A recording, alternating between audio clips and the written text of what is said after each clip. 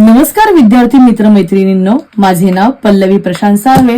मी new English school पडवळपाडा येथे गणित विषय शिकवते. आज मी तुम्हाला एकक स्थानी 5 असणाऱ्या संख्येचा वर्ग काढण्याची ट्रिक सांगणार आहे. सर्वप्रथम आपण 45 चा वर्ग बघूया. 45 च्या एकक स्थानी 5 आहे, म्हणून 5 चा वर्ग लिहायचा 25 आणि 4 नंतरची संख्या कोणती येते? 5. मग 4 गुणिले 5 20, म्हणजेच 45 चा वर्ग आला 2025. नंतरची संख्या आहे 75 चा वर्ग.